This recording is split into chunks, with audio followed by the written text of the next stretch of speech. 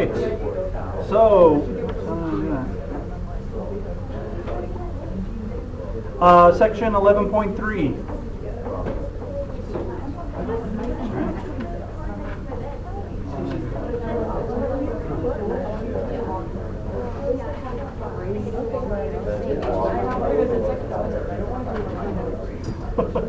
I don't know what I did here.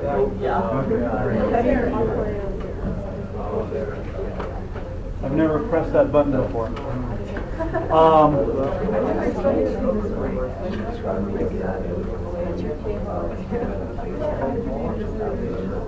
All right, so we're going to talk about the dot product today.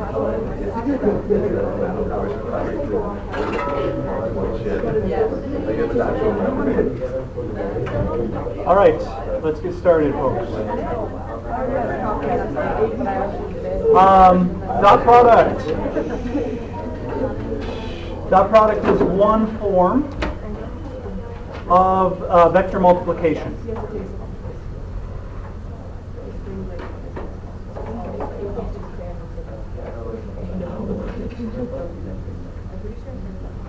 And tomorrow we'll talk about our other form, the cross product. I want to emphasize another name for the dot product is the scalar product.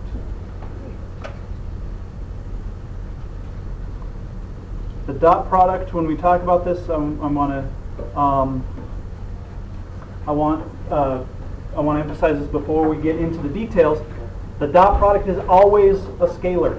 This is a mistake that students make every year. They want the dot product to be a vector. The dot product is always a scalar.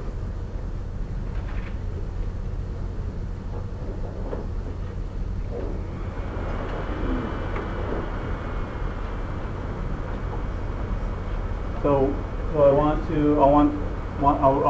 re-emphasize that as we go on. But the dot product is a scalar. We multiply two vectors and end up with a scalar. All right. So our definition. We want to define our dot product. So if we have our vector v and we're in the plane here. Actually, I'll just do it in 3 dimensions. In the plane, we just lose one of the components. So this is our vector v, and u is u1, u2, u3. We write v dot u, and we just multiply component by component and add v1, u1, v2, u2,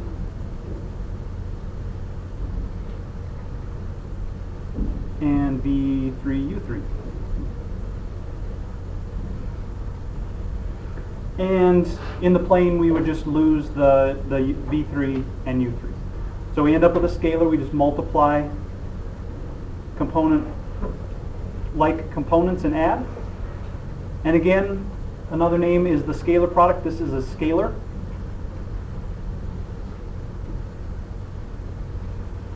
And another name, an older name that you'll hear for it, you'll still see it occasionally, is the inner product.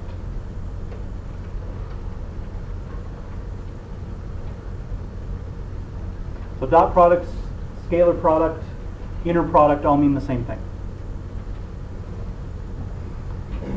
So some properties of our dot product.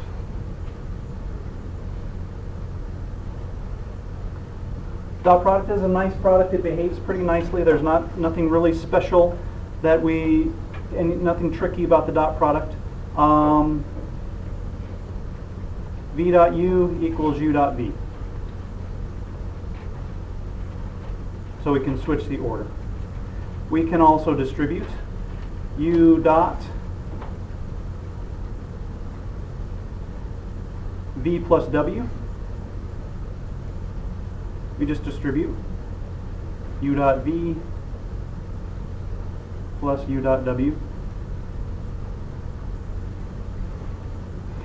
We can distribute a scalar as well. So if c is a scalar, c times u plus w is just cu plus CW. And here C is a scalar.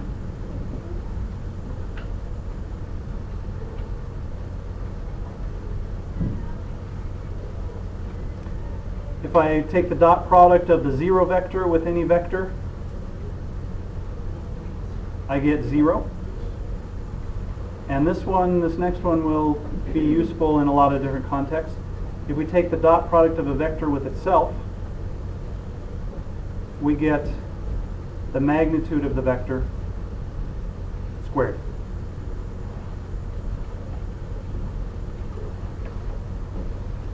So those are some properties that we'll use when we deal with the dot product.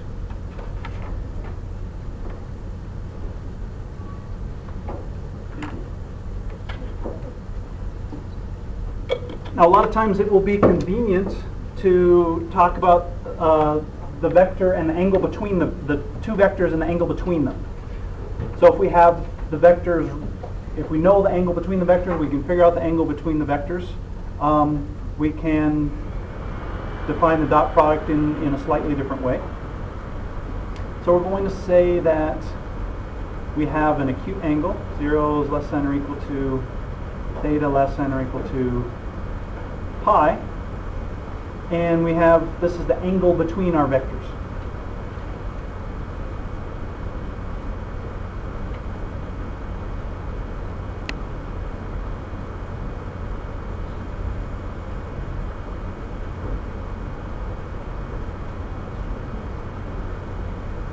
Then we can say u dot v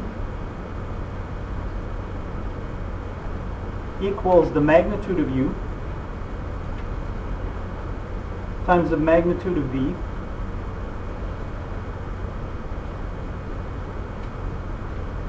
times the cosine of the angle between them. And if we rearrange this, this gives us a way to figure out the angle between the vectors. We can say that the cosine of the angle between them is u dot v over the magnitude of u times the magnitude of v. Hello?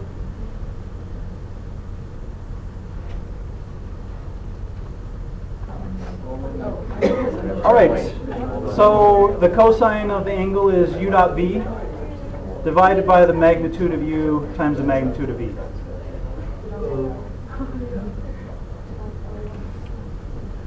And what we're talking about, just to put a little picture with this, if we have our two vectors like so, if that's u and that's v, and this is theta. So this is just a little diagram of what we're talking about here. And the proof of this comes from, all this relies on is the law of cosines. So let's take a look at that. It's a nice little proof.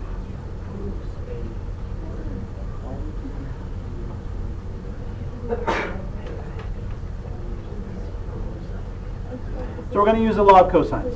So here's our drawing.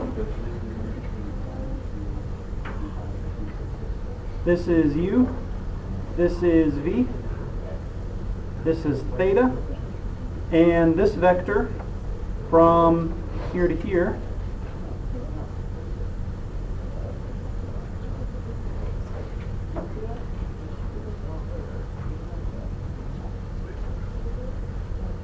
is u minus v.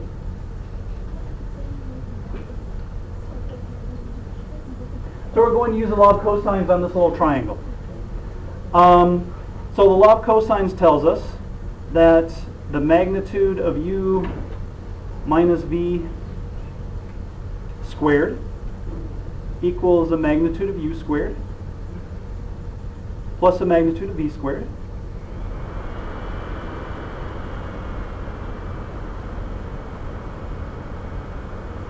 minus 2 times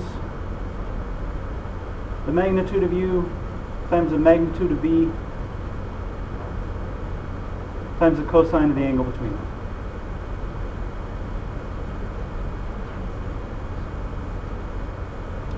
And we said one of the properties of the dot product is that the magnitude of u minus v squared is u minus v dot u minus v.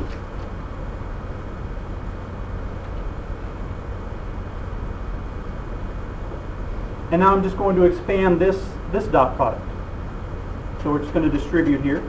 So this equals u dot u minus u dot v minus v dot u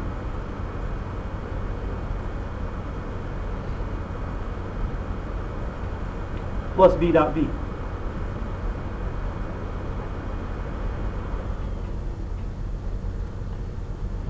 And that equals the magnitude of u squared minus 2u dot v plus the magnitude of v squared.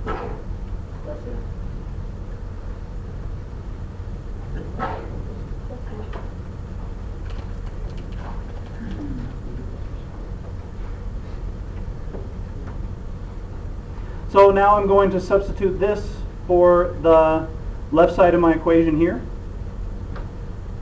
And I'm going to say that u squared, magnitude of u squared.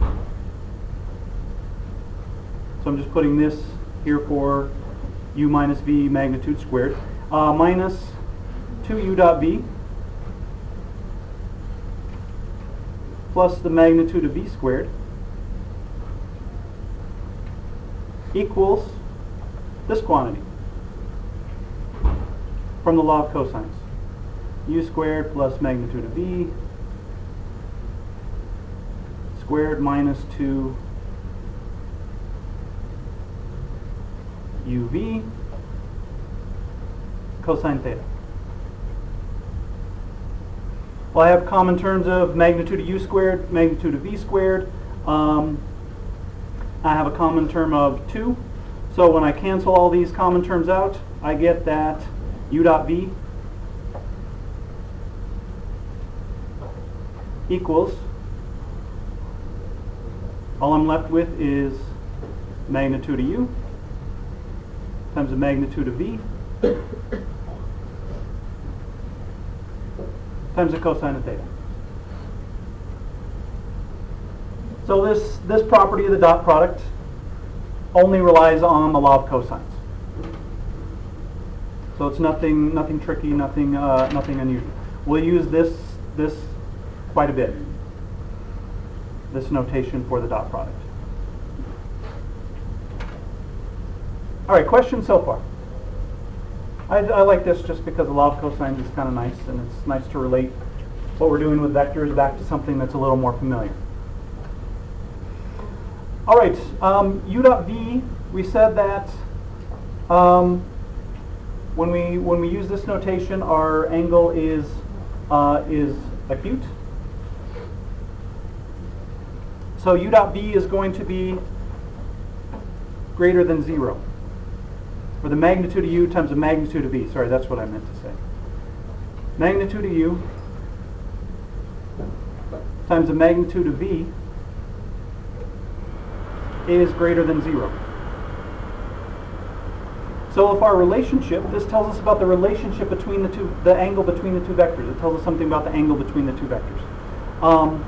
So if I have my vectors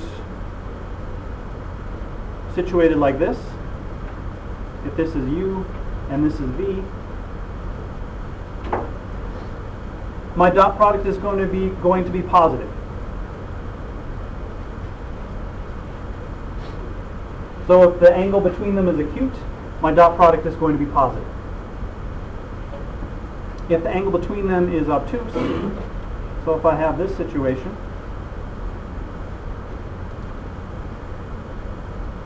and this is u and this is v, I get u dot v is negative. And if I have this situation, Draw that the other way.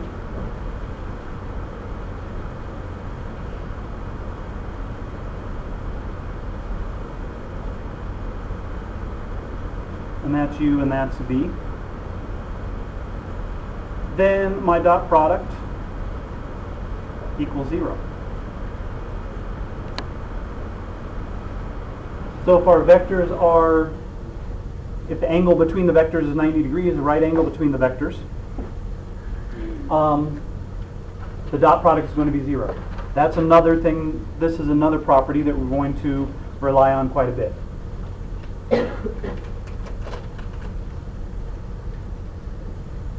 So just a little bit about notation. Just some words that we're going to use. We use the word orthogonal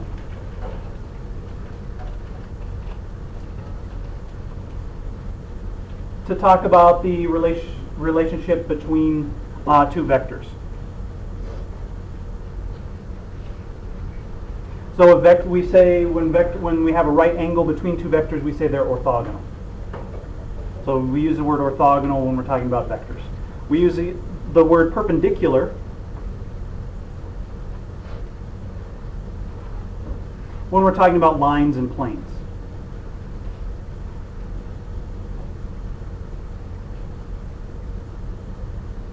So lines would be perpendicular to each other, planes would be perpendicular to each other, a line would be perpendicular to a plane. And we use normal when we're talking about a vector in relationship to a line or a plane.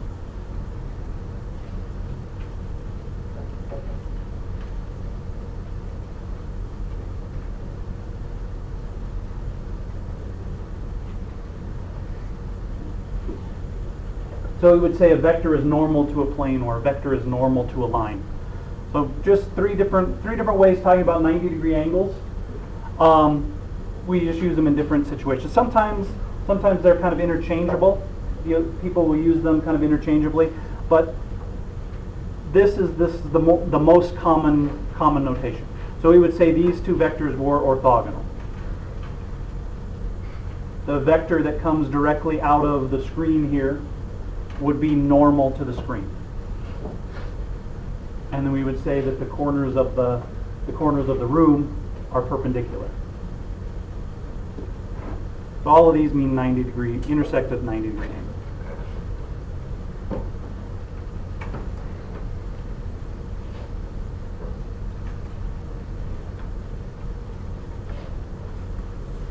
All right, questions so far? So just getting some notation and just trying to get a little insight into the dot product and how it works.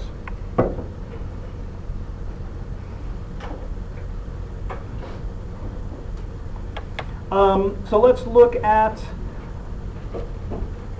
a quick example, and then we will talk about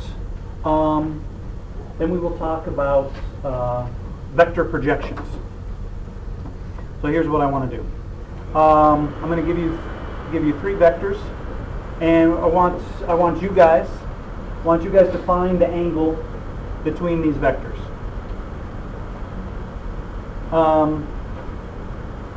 So I'm going to say for A that V equals negative 3i plus 6j plus 2k. For B, I'm going to say that W equals 2i plus 7j plus 6k. And for C, my vector Z equals negative 3i plus 6j minus 6k. And for all of these, the vector U equals I minus 2j plus 2k. So what I want for A, B, and C is the angle between U and each vector.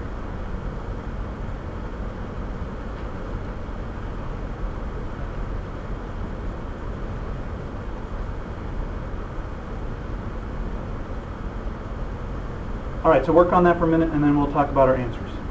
I know. All right, so for A, what did we get for the angle between U and V for part A? We should have gotten about a 1. I got 121, about 121.6 degrees, or about 2.12 radians. How about for B? Got 90 degrees. So you came up with cosine theta equals 0, so theta has to equal pi over 2. How about C? 180. You should have come up with cosine theta equals -1. So that tells you that theta equals pi or 180 degrees. So this tells you that the vectors are orthogonal, and this tells you that the vectors are what? Parallel.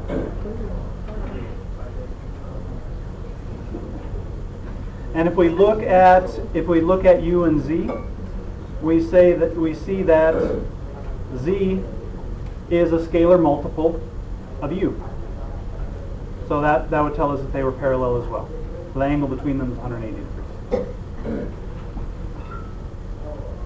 All right, questions on that? All right, so the last thing we need to talk about today is projections and vector components.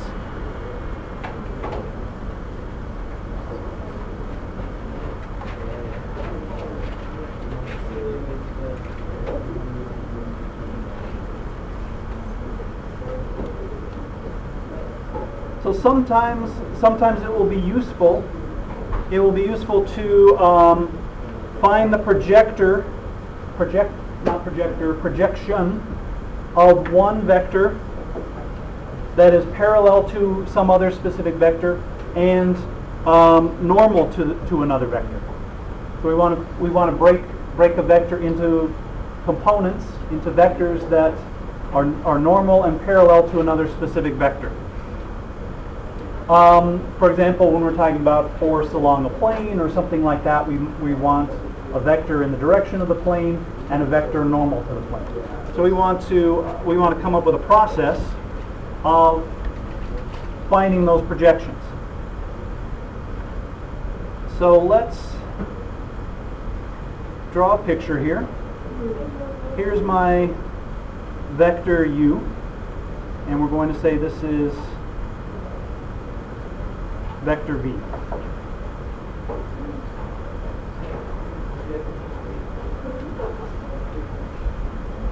And what we're interested in is the component of U. We want a vector U that is parallel to V, and a vector, the part of the vector of U that is normal to V. So let me draw those projections in here, and I'll draw those in red here.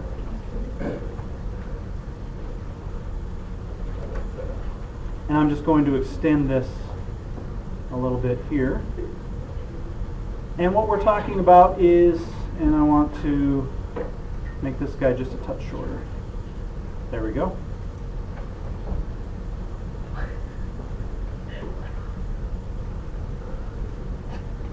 And I'm going to make this little red one a little touch shorter. So we're going to call this vector the vector component of U that is parallel to V. We call that W1. And I should put a little arrow on the end of my red arrow here.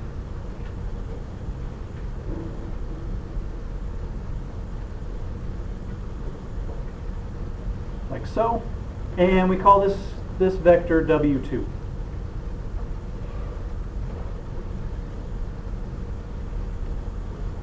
And we want U to equal the sum of W1 plus W2. So W1 is the vector component of U in the direction of V, and W2 is the vector component of U that is normal to V. And so a couple of things here. W1, just so we're clear, W1 is parallel to V, and W2 is orthogonal.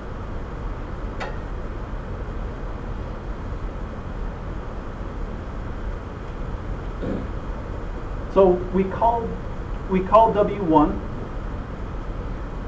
is the projection of U onto V.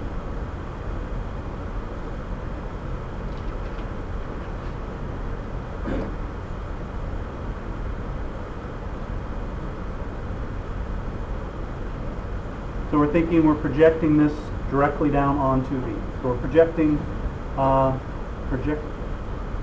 just see. And we call W2 the projection of U orthogonal to V.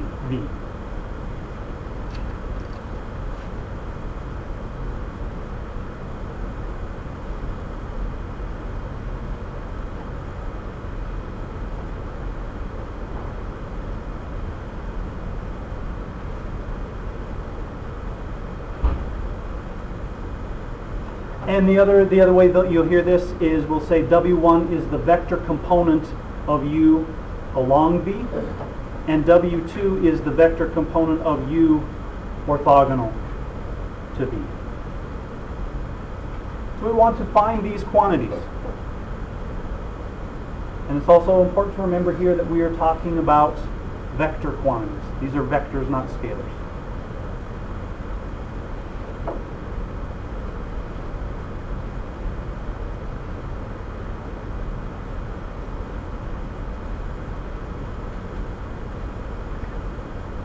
So we find these components with the dot product.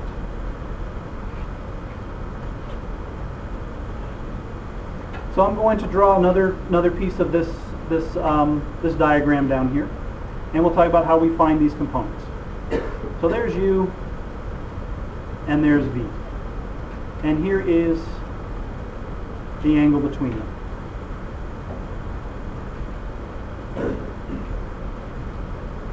And I'm going to project this down here, extend this out, and we say that this piece, again, is W1, the vector component of U along V. Well, the length of W1, the magnitude, is the magnitude of U times the cosine of theta. And the magnitude of U times the cosine of theta is U dot V divided by the length of V. So U dot V is the magnitude of U times the magnitude of V times the cosine of theta. So we're missing the magnitude of V here from our dot product. So this is U dot V divided by the magnitude of V. And notice we're talking, this is the scalar component. This is the magnitude. We're talking about the magnitude here. So to find the vector quantity, what is a vector in the direction of V that we could multiply this magnitude by?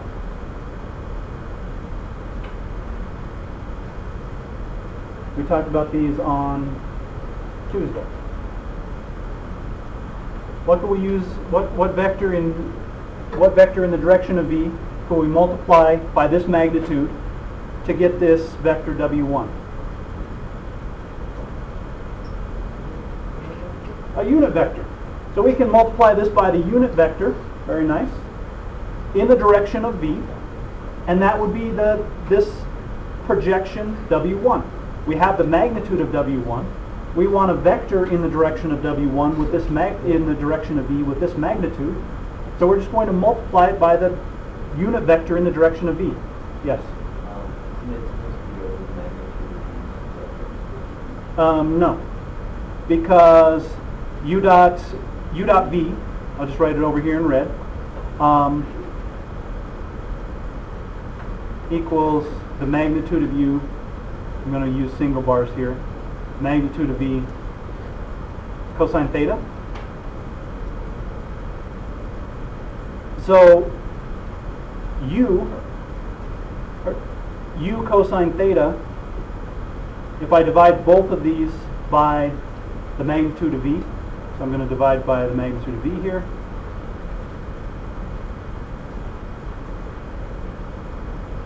Those cancel, and I get u dot v over the magnitude of v equals u cosine theta.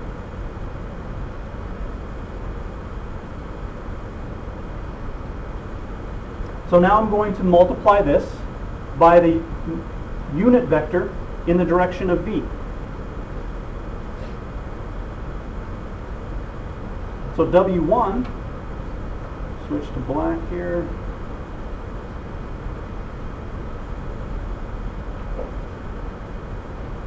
Our vector component of u along v is going to be its magnitude, u dot v, over the magnitude of v,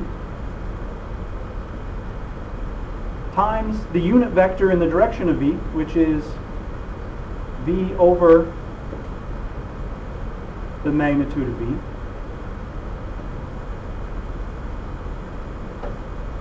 And the way that you usually see this written is this, we'll write this as, maybe this is what you were thinking of, Daniel, u dot v over the magnitude of v squared times v. So we combine these two magnitudes into this. And we can also write this as u cosine, magnitude of u cosine theta times v over the length of v. So this is the magnitude of the vector, and this is the direction of the vector.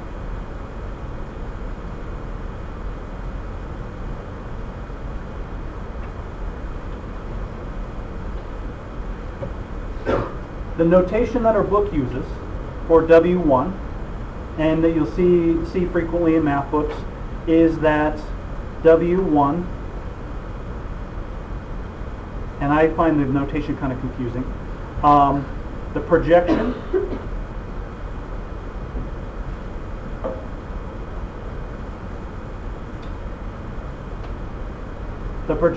onto V, the projection of u onto V equals u dot V over the magnitude of V squared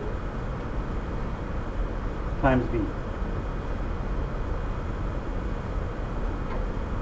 Or we can use this notation, equals the magnitude of u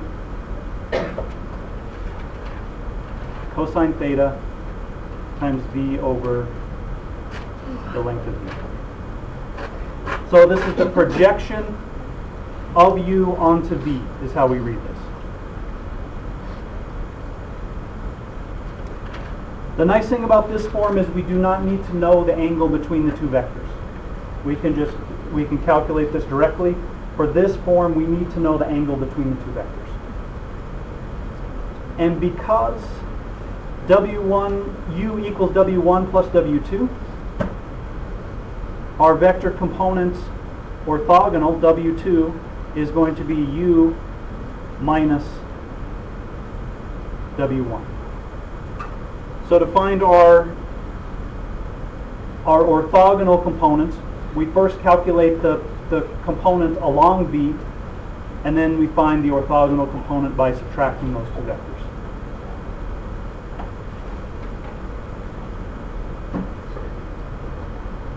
And if I can't remember exactly how this works, I think of this little diagram and I think of the dot product, and that usually helps me get to where I need to go. So again, we're finding the vector component of u along V and the vector component of u orthogonal to V.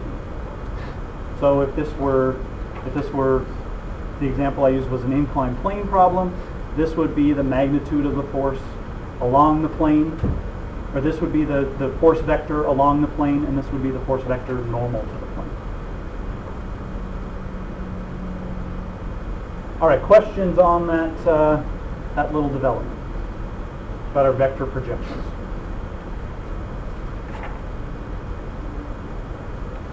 All right, so I just want to do one example of calculating a projection, and then we'll be done for today. Okay. So I'm going to say my vector B is 2i plus j minus 3k. And A is the vector 3i minus j. And what we want to find here is the projection. I want to use the notation.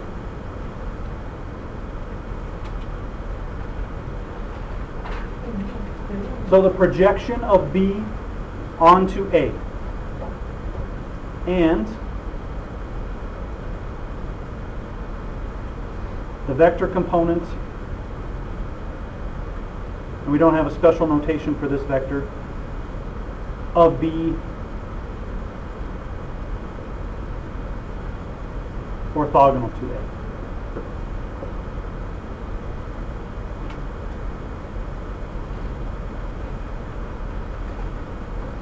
So we're finding our W1 and our W2.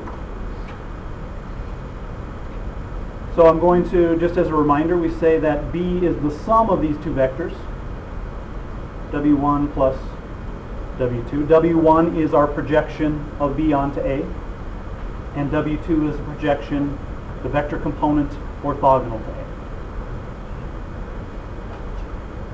So let's calculate. W1, and I'm just going to use this notation again.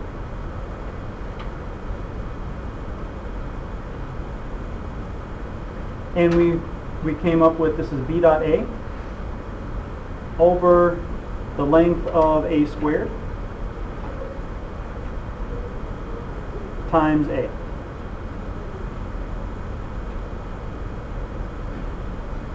So for this problem, what is B dot A? Dot products, when we have them written out, the dot products are easy. That's nice because they're easy to calculate. So what's B dot A? What is it? I heard 654. We get 6 minus 1, so we get 5. All right, arithmetic. I argue with my wife a lot. I say doing math is different than doing arithmetic because I'm not great at arithmetic. And she's, no, math and arithmetic are the same thing. Kind of not. Numbers make math messy. The best kind of math you do without numbers. Numbers just mess things up. What is the magnitude of A squared? What is it, Jacob?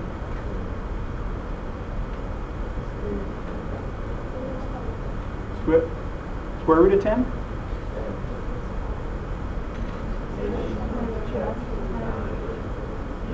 Yeah, square root of 10. So the magnitude of A squared is 10. That's the other quantity we need. All right, so we're set. We get W1, not difficult to calculate.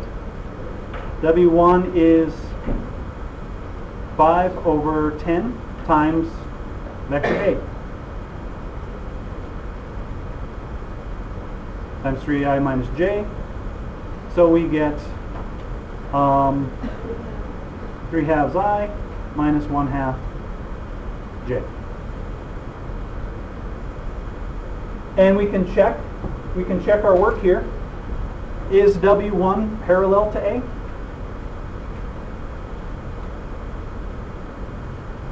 Here's A, here's W1. It's a scalar multiple, right? That's what we did. We found a scalar to multiply by A. So they're parallel. And then W2, we just find by subtracting this from B. So W2 is B minus W1. So that's going to be, what was B again? 2i plus j minus 3k minus 3/2 I minus 1/2 j. So W2 comes out to be 1/2 I. We got that one right. How about the j component? Plus 3/2 j minus 3k. And we could check our work here that W2 is orthogonal to A. If we form the dot product of W2 with A, our dot product would equal 0 to show that that's orthogonal. And if we add W1 and W2, we should get B. And we can check and add W1 and W2, and we do in fact get B. So there's our vector component of B along A, and there's our vector component of B orthogonal to A.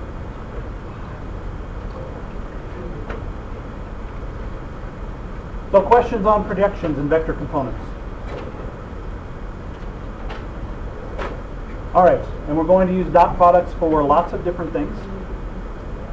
They'll be very useful, and it's a very nice product. We'll have a competition to see which product is our favorite. Is dot, my favorite is a cross product. Dots are more fun? All right, and just a quick little bit about history. Aristotle. A little history about vectors. Aristotle used vectors to describe forces. So the idea of vectors has been around for a long time. Descartes, or Cartesian coordinates. Descartes developed the idea of resolving vectors into components that are parallel to our coordinate axes. And vector algebra was developed by a gentleman named Josiah Gibbs, who was a mathematical physicist at Yale, and an English mathematical physicist by the name of Oliver Heaviside. Do you recognize the name Heaviside? Oh yeah, Heaviside. The cover-up method. That's the Heaviside method. And they came from more theoretical work around the 1850s and 1860s by Hamilton and Hermann Grossman, these physicists. So this was developed. Vectors have been around for a long time, but what we're doing with vectors has developed fairly recently. All right. Homework.